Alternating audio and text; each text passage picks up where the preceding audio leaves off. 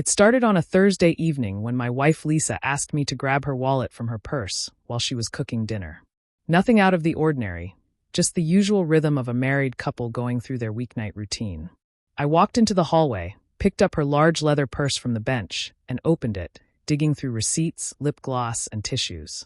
Her wallet was wedged in the middle, but as I reached for it, something slipped out from the side pocket. A folded piece of paper, aged and slightly wrinkled. At first, I assumed it was just another receipt or shopping list, but something about the way it was carefully folded caught my attention. Curiosity won, and I opened it. The handwriting wasn't hers. It was slanted, bold, definitely masculine. And the message? Can't stop thinking about last night. You looked beautiful. Same time next week. My heart stopped. I stood there, frozen, the weight of those words crashing over me like a tidal wave. I wanted to believe it was old, misplaced, maybe from years ago, maybe from before me. But the paper was recent. The date on the top was just 4 days ago. 4 days ago. I shoved the note back in the purse, grabbed the wallet, and returned to the kitchen, trying to act normal, pretending I didn't just feel the foundation of my marriage crack beneath my feet.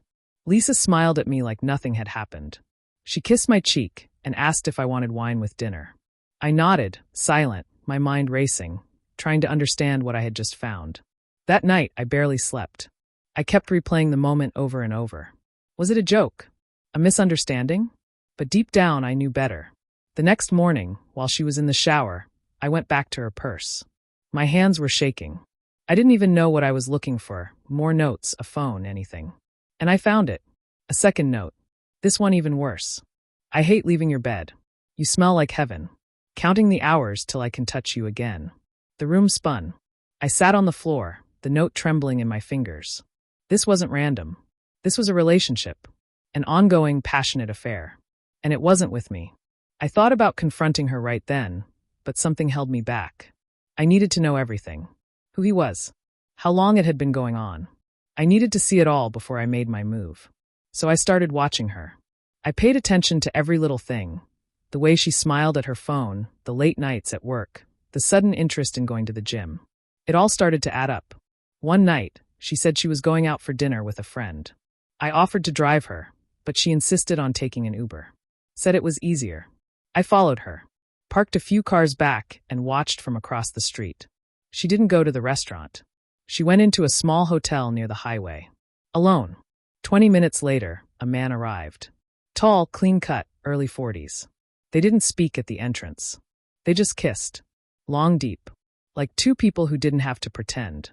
That was when I realized she was in love. Or at least she thought she was. I waited hours in the car, alone with my rage. When she finally left and Ubered home, I didn't confront her. Not yet. I needed more. I needed to make sure that when I brought this to light, there would be no way for her to lie, no way to twist it, no way to save face. I didn't just want the truth. I wanted her to face what she had done. I wanted her to feel the betrayal that now lived in me. I wanted to know every single detail, because only then could I decide what to do next. And what I discovered after that would change everything. The next morning, Lisa acted like nothing happened. She hummed as she made coffee, kissed me on the cheek, and asked if I had any plans for the weekend. It took everything in me not to explode. I nodded along, pretending to care about brunch with her sister and a possible movie night. But inside, I was replaying that kiss in front of the hotel. That man. That betrayal. I needed to know who he was and why she was risking everything for him. So I made a plan. That afternoon, while she was at work, I took her car to get it washed. At least, that's what I texted her. In reality, I drove to a friend of mine, a retired cop named Dennis, who owed me a few favors. I gave him the man's license plate number. I had taken a picture from my car the night before and asked him to run it. Dennis didn't ask questions. Within an hour, I had a name, Eric Gibbons. 42. Divorced. Lives in a condo downtown. A manager at a marketing firm. I Googled him, found his LinkedIn, his Facebook, even a few photos from work parties. And then I saw it, a picture from 6 months ago. Eric and Lisa. Together. Smiling. Standing next to each other at some corporate conference in Chicago. She told me it was just a boring business trip. I remember she came home exhausted, said she needed rest, barely touched me for days. It all clicked. That's when it started. That night, I did something I never thought I'd do. I created a fake profile and messaged Eric. Posing as a woman from a local gym, I said I'd seen him around and wanted to connect. I didn't expect a response, but he replied within an hour. Polite, flirty, direct. I led the conversation just enough to see what kind of man he was. He wasn't just cheating with Lisa. He was actively pursuing other women, too. So much for, I hate leaving your bed. This man was a predator, charming and rehearsed. And my wife had fallen for it. Or maybe she was no better. Maybe she liked being pursued, being desired. Maybe I had stopped giving her that. Or maybe she had just decided I wasn't enough anymore. A few days later, Lisa had another late-night meeting. I told her I'd be asleep by the time she got home. She kissed me, said she loved me, and walked out the door with a smile. 10 minutes later, I was in my car following her. She didn't go to the office. She didn't even try to make it believable. Straight back to the same hotel. Room 214. This time, I followed Eric inside. Waited a few minutes. Then walked right up to the front desk and told the clerk I had left my phone in room 214 earlier. He barely glanced at me and handed me a key card. I don't know how I stayed calm. I walked to the second floor, stared at the door for a few seconds, then slid the card in and opened it. What I saw inside will haunt me forever. Lisa wasn't just in bed with him. She was laughing, curled up against his chest, wearing lingerie I had never seen before. My heart pounded so loud I thought they might hear it. But they didn't. I closed the door quietly and left. I didn't make a scene. Not yet. I went home, poured a drink, and sat in silence until the sun came up. Because now I had everything I needed. The truth. The proof. And a fire in my chest that wouldn't let me rest until I burned this lie to the ground. What happened next wasn't revenge. It was revelation. And when Lisa walked back into that house, she had no idea her secret life was already over. When Lisa came through the front door the next morning, she was humming again, like everything in her world was perfectly fine. She wore the same black coat I'd seen her leave in, but I could tell it had been worn for longer than a few hours. Her hair looked freshly tousled, like she'd run her fingers through it too many times. I stayed seated at the kitchen table, sipping coffee I hadn't touched in over an hour. She smiled when she saw me, walked over, kissed my cheek, and said, "Did you sleep okay?" I looked at her and said, "Fine." That was it. No accusations. No confrontation. Just that one word. I wasn't ready yet. I needed her to keep believing I knew nothing, because I needed to see just how far she was willing to go. Over the next week, I transformed into someone else. Calm, quiet, observing. Every word she said, every movement she made, every phone call she answered in the other room. I logged it all. I bought a small recording device and planted it under the driver's seat in her car. I put a motion-triggered camera in the corner of our bedroom, hidden behind a decorative vase. I was ashamed of what I was doing, but I told myself I had to know the full extent of her betrayal before I made my move. I couldn't afford to confront her without every angle covered. On Tuesday night, I got my first real recording. Lisa had taken a call while driving home from the grocery store. The voice was male, confident, and unmistakably intimate. "Miss you already," he said. "Can't stop thinking about you in that dress." Lisa laughed, this soft, giggly sound I hadn't heard from her in years. She told him he'd have to wait until Friday, but she was counting down the hours. My stomach twisted. Friday. That meant another meeting. Another night in his bed. Another lie. But this time, I wasn't going to let her slip away so easily. Friday came faster than I expected. She wore a red blouse I hadn't seen before and spritzed perfume she never wore around me. "Team dinner," she said casually, tossing her phone into her purse. "Might be late." "No problem," I replied. "I'll be working on that garage project anyway." She smiled, kissed me, and left. But the second she drove off, I went straight to her phone. I had memorized her passcode weeks ago. I knew she wouldn't take her personal phone on nights like these. She thought she was being careful. Thought she was covering her tracks. But I found the text thread. Deleted, yes, but not from the backup. "Eric. Same suite as last time. Room 214. Can't wait to have you to myself again. Lisa. I've been thinking about your hands all day. I'll wear that thing you like." I stared at the screen, gripping the phone so tightly my knuckles turned white. Every message was another stab, another shred of the woman I thought I married falling away. But I didn't lose control. I stayed cold. Focused. I got in my car and drove to the hotel again, but this time, I wasn't going to spy from a distance. I checked into the room directly across the hall. I waited. Watched her enter room 214, laughing, her hand on his chest. Watched the door close behind them. And then I waited some more. 2 hours passed before I made my move. I walked down the hall, took a deep breath, and knocked. Once. Twice. Silence. Then the sound of footsteps. The door creaked open, and there she was. Wrapped in a robe, her hair a mess, her face frozen in complete shock. "Hey, honey," I said, smiling like I had just come home from work. "Mind if I come in?" Lisa didn't speak. Her lips parted slightly, but no words came out. Behind her, I saw movement, someone shifting in bed, hidden from view. She stepped halfway into the hall and tried to close the door behind her, but I placed my foot against it, firm but calm.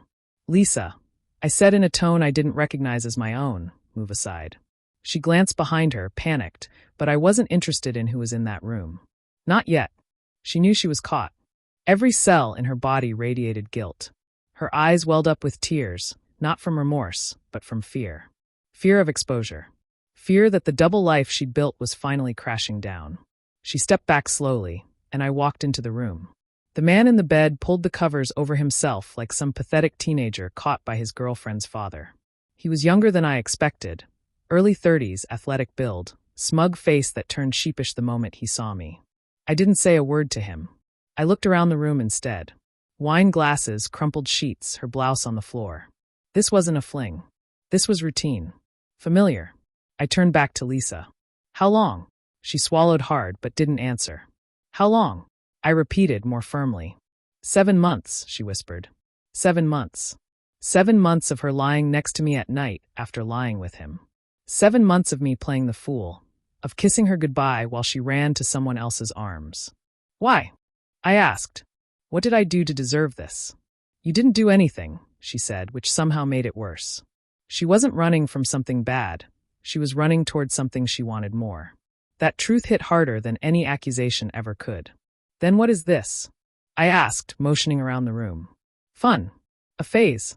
Or are you planning a future without me?" She looked down, shame or maybe exhaustion creeping into her shoulders. "I don't know," she said. "I didn't think you'd ever find out." There it was. The raw truth. She didn't stop because she felt guilty. She kept going because she felt safe. I turned to leave. I wasn't going to give her the satisfaction of a breakdown or a dramatic fight. But as I reached the door, she said, "Please don't tell the kids." That stopped me cold. I looked back at her, really looked. This woman who once promised me forever. "You broke this family," I said. "You don't get to decide which parts survive." I walked out, drove home in silence, and sat in my car for an hour before going inside. The kids were asleep. The house was quiet. I didn't sleep that night. I just stared at the ceiling, counting every time I ignored the signs, every time I dismissed my own instincts. The next morning, Lisa came home. We didn't speak. She packed a bag and left again. This time, I didn't ask where she was going. I didn't care. I met with a divorce lawyer that afternoon. I wasn't interested in revenge. I just wanted peace. But peace wouldn't come easy, not with 2 kids, shared memories, and a wife who had rewritten the rules without telling me. The next few weeks would test everything. My patience, my sanity, my sense of worth. But I knew one thing for sure. The man she cheated with might have had her body, her time, her secrets, but he'd never have my dignity. That I was keeping. I wish I could say things got easier after I filed for divorce, but the truth is, everything got more complicated. Lisa moved into her sister's house temporarily, which gave me a little breathing room. But our kids didn't understand why Mom wasn't coming home. They asked questions I couldn't answer without breaking them, so I lied, again. "Mommy's just working a lot right now." That felt like a betrayal of my own values. But how do you tell an 8-year-old that the woman who tucked him in every night betrayed everything we built? The love notes I found weren't just flirtations. They were the breadcrumbs of a second life. And while Lisa tried to pretend this was all just some unfortunate detour, I couldn't shake the feeling that I'd been living in a parallel reality. One where I loved her, supported her, believed in her, while she planned her exit strategy in silence. A week after she moved out, she asked to meet. I agreed, hoping it was to discuss the kids or logistics. We met at a neutral cafe near downtown. She looked tired, more human than she had in weeks. But I wasn't in the mood for sympathy. "What do you want, Lisa?" I asked bluntly. She fiddled with her cup for a moment. I wanted to talk without the kids around. I know I hurt you. I laughed, not because it was funny, but because it was such a ridiculous understatement. Hurt me? Lisa, you shattered me. You rewrote our marriage behind my back. You planned a whole other life and left me to play husband like a fool. Her eyes welled up, but I kept going. Do you love him? I asked. She looked away. I don't know. It's not about him. It was never just about him. Then what was it about? She took a deep breath. I felt invisible, Tom. Like I was just filling a role. Mom. Wife. Employee. I stopped feeling like a person. So you chose to feel seen by someone else instead of talking to me? I tried, she said, voice raising. But you were always busy or tired or wrapped up in work or the kids. You stopped seeing me too. That stung, because deep down I knew there was some truth in it. But cheating wasn't the answer. It was cowardice. I would have done anything for you, I said. All you had to do was ask. I didn't know how, she whispered. I stood up. I'm done playing the villain in your story, Lisa. I'm not perfect, but I didn't break our vows. You did. So now I have to protect myself and our kids from whatever comes next. She nodded slowly, as if accepting the finality of it all. We spent the next hour talking about custody schedules, schools, weekends. It was mechanical, cold, but necessary. That night, I found myself holding our daughter as she fell asleep, her tiny hand gripping mine. I realized then that my marriage might be over, but I wasn't. I wasn't broken. I was still a father, still a man who loved fiercely, even if that love was misplaced. I would rebuild, brick by brick, day by day. Not for Lisa, not even for revenge, but for myself. Because if I could survive this, I could survive anything. And the next part of my life? It would be built on truth. No more secrets. No more lies. Just clarity and the quiet strength that comes from finally knowing who you are without someone else's shadow looming over you. It had been 2 weeks since that conversation in the cafe, and though the logistics of separation were starting to solidify, the emotional wreckage was far from cleared. Every time I dropped the kids off at Lisa's sister's place, I felt like I was bleeding from a wound no one could see. She was always polite, sometimes even warm, but it was the kind of warmth you'd give a stranger who once meant something to you. And that hurt more than the betrayal. One afternoon, after picking up the kids from school, my son handed me a drawing he'd made. It showed our family, me, him, his sister, and Lisa, but we were in 2 separate houses. This is Mommy's house and this is yours, he said matter-of-factly. It's okay though. I made sure we're still close so we can visit. I smiled and told him he did a great job, then locked myself in the bathroom later just to cry silently into a towel. That night, I couldn't sleep. I ended up scrolling through old photos on my phone, each one a snapshot of a life I now questioned. The trip to the Grand Canyon where she wore that red jacket. The goofy family selfies in the kitchen. Her birthday dinner where she leaned into me and whispered, "You make me feel like the luckiest woman alive." Were all those moments lies? Or were they real once, before things started to fall apart? I didn't have the answer. I wasn't sure she did either. Out of a masochistic curiosity, I opened one of the love notes again. Same handwriting. Same swooping letters. This time I noticed something I hadn't before, a date. A timestamp of sorts. I cross-referenced it with my calendar. That week, I had flown out to Atlanta for a 3-day work conference. She had said she was taking the kids to her mom's. My stomach churned. I dug through an old drawer and found the receipts from that trip, hotels, restaurants, the conference agenda. I checked my bank records. Everything lined up. I had been out of town. Alone. She had not gone to her mom's. Suddenly, that one piece of information made everything click. She didn't just cheat. She planned around my absence. She took advantage of the space I gave her, the trust one had in her schedule. And worst of all, she probably smiled at me through the phone during those days, knowing she was lying. I sat there for a long time. Hours, maybe. The house was silent except for the gentle ticking of the wall clock. Eventually, I got up, walked to the bedroom, and took down the framed wedding photo. I put it face down in a drawer. The next day, I met with my lawyer again. We discussed next steps, financials, the house, alimony. I wasn't trying to destroy her. I just wanted a clean break, one where I wasn't constantly reminded of how deeply she had cut me. But healing isn't a linear process. That weekend, I saw Lisa at the kids' soccer game. She waved. I nodded. Later, she approached me while the kids were on the field. "You okay?" she asked. "Define okay," I said with a humorless smirk. She sighed. I know I don't deserve your kindness, but thank you for not poisoning the kids against me. They're innocent, I replied. I won't let them carry the weight of our mistakes. She looked down, her voice barely above a whisper. He's gone, by the way. We're not talking anymore. I didn't ask who ended it. I didn't care. That doesn't change anything, I said. I know, she replied. But I thought you should know. I didn't answer. I just watched the kids play, cheering when my daughter scored a goal. That night, I slept better than I had in weeks. Not because the pain was gone, but because I finally stopped hoping she'd say something to fix it. I didn't need her closure anymore. I was starting to build my own. Brick by brick. Truth by truth. And this time, I'd make sure it was real. By the time fall crept in and the leaves began to turn, I found myself adjusting to a new rhythm of life. One that didn't include Lisa in the same way it used to. She still existed in the periphery, always tethered to me by the kids, but emotionally, she was fading into the background. I no longer looked for her reflection in every photo frame or expected her voice to echo down the hall. What surprised me the most wasn't the loss. It was the calm that followed.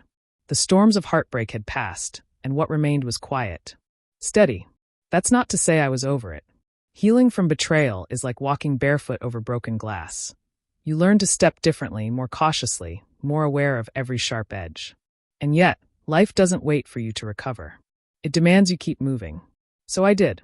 I returned to hobbies I had long neglected. Cycling, weekend barbecues with friends, reading books without glancing at the clock. I even started volunteering at the local food bank, something I'd always talked about doing but never made time for. One Thursday afternoon, while stacking canned goods, I met a woman named Jenna.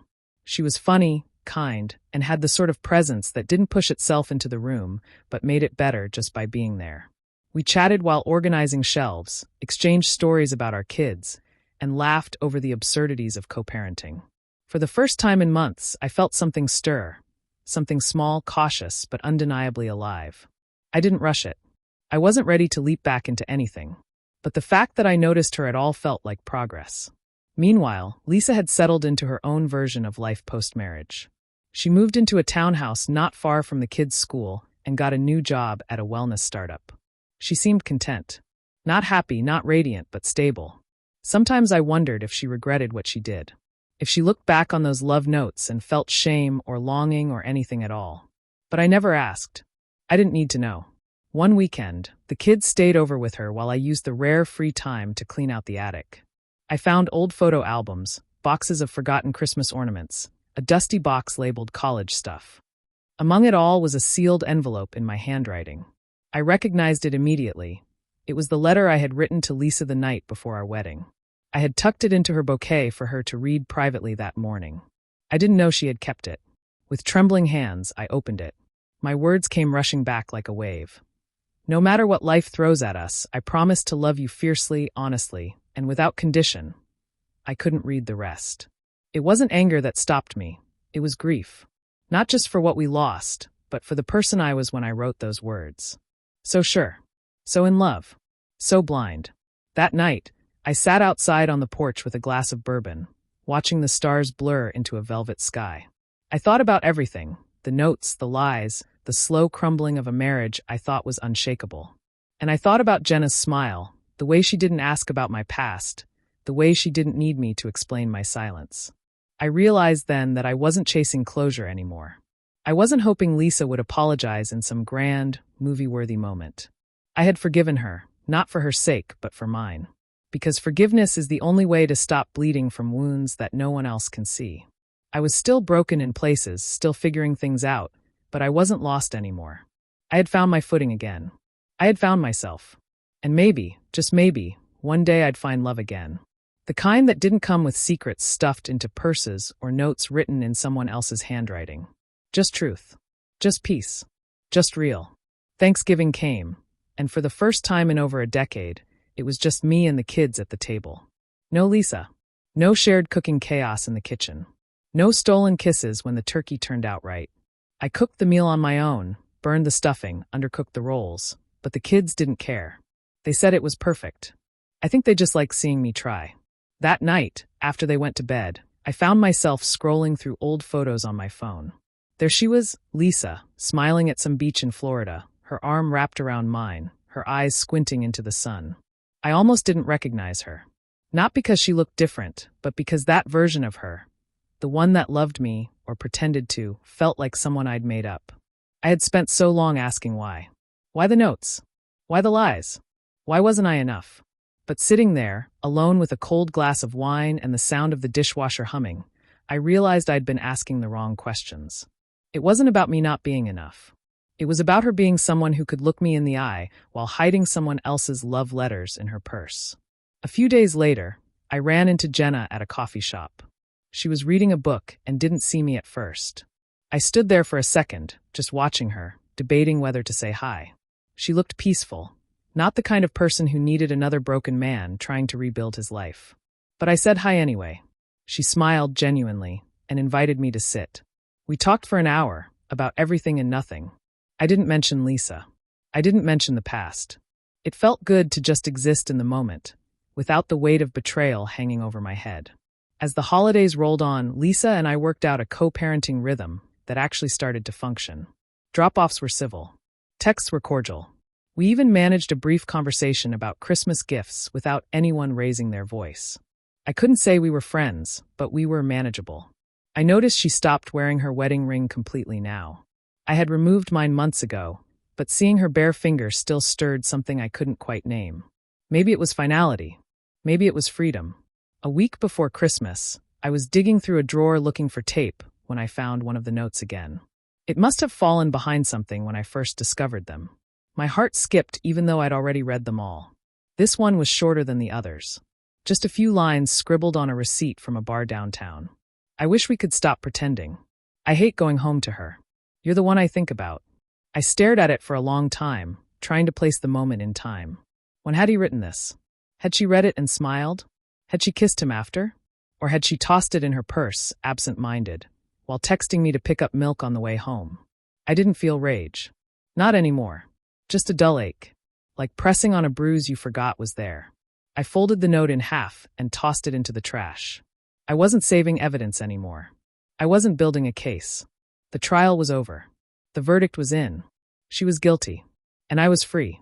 That night, I called Jenna. We talked until midnight. She told me about her ex, how he left her for a co-worker and blamed her for being too steady.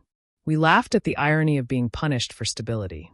Before we hung up, she said, "You know, people like us, we deserve someone who doesn't need a secret drawer full of lies to get through the day." I didn't sleep much after that.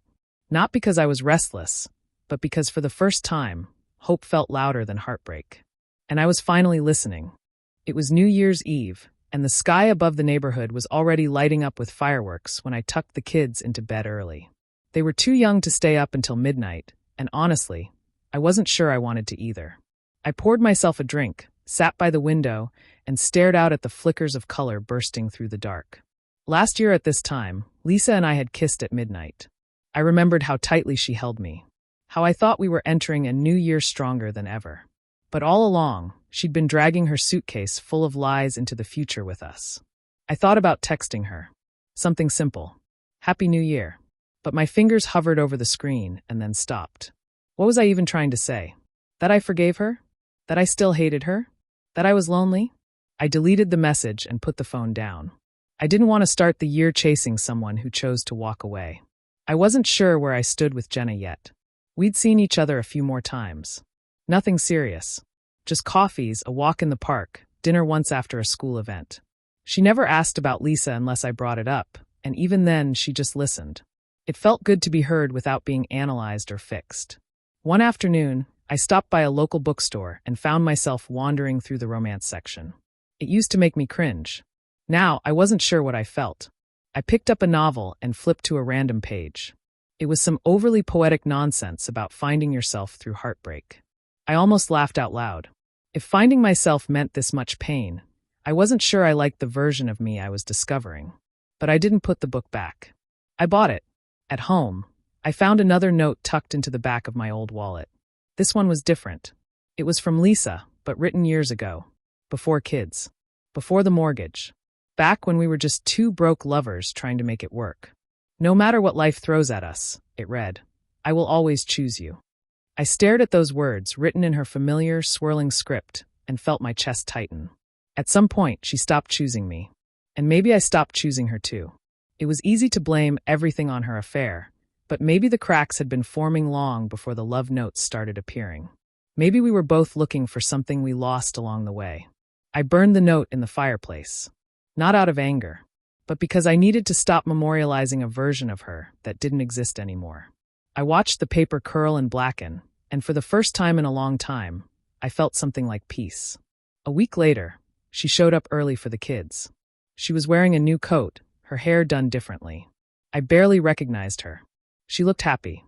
I wondered if it was real, or just the kind of smile you practice in the mirror before knocking on the door of the man whose life you blew up. We didn't speak much. Just the usual. Back by 6. Don't forget the backpack. He needs to finish his reading assignment. But as she turned to leave, she paused and said, "You look okay." I gave a half smile. I am. It wasn't a lie. I wasn't healed. I wasn't whole. But I was okay. And that was enough for now.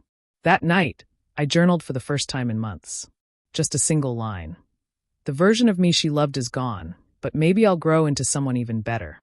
It wasn't profound. It wasn't poetic. But it was real. The final chapter of our marriage was written with lies, but the next chapter, mine, was going to be honest, even if it was messy. Maybe especially because it was messy. 3 months had passed since the day I found that first note. The world had moved on, and so had Lisa. I saw glimpses of her new life through the kids. Mention of a man named Tyler, a photo accidentally left on her phone's screen showing them at some winery.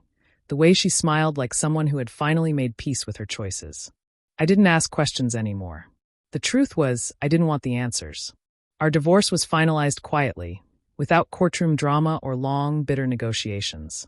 We'd agreed on shared custody, and the rest was just paperwork.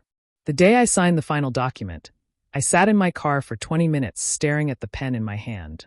It was such a simple thing, ink on paper, but it felt like the final nail in the coffin of a life I had spent years building. And yet, when I finally did it, I didn't cry. I didn't feel destroyed. I felt like I could breathe again. I started running every morning. Not because I was trying to be someone new, but because I needed to move. To remind myself that I still had control over something. My body, my time, my path. Each step away from the house was a step away from the version of myself who used to sit at the kitchen table trying to decode his wife's silence. Jenna and I kept in touch, but it didn't turn into anything romantic. We became friends, real ones, the kind who check in and talk about more than just pain. She told me she started dating someone. A quiet guy named Marcus who made her laugh and listened when she talked. I was genuinely happy for her. For both of us, really. We'd survived something ugly and walked out the other side with scars, but not bitterness. One evening, after the kids had gone to bed and the house was still, I sat on the back porch with a beer and pulled out my phone. I opened a blank note and wrote, "Things I want to remember." I didn't list memories of Lisa or our marriage. I listed what I'd learned. That silence can be louder than shouting. That love isn't always enough. That trusting your gut might save you from a slow, quiet heartbreak. And most importantly, that healing isn't a destination. It's 1,000 small choices every day to keep going. I don't know if I'll fall in love again. I'm not sure I even want to, not yet. But I do know this. I will never ignore the signs again. I will never settle for being someone's second choice. I deserve more. We all do. A week later, my son asked me, "Dad, do you still love Mommy?" I paused, not because I didn't know the answer, but because I wanted to say it right. "I loved her," I said. "And I always will in some way. She gave me you and your sister." That kind of love doesn't just disappear. But sometimes love changes. And that's okay. He nodded like he understood, and maybe in his way he did. That night, I slept with the window open. The air smelled like spring. Like something new. I didn't dream of Lisa. I didn't dream of betrayal. I didn't dream of anything at all. And somehow, that was the best dream I could have asked for. The end.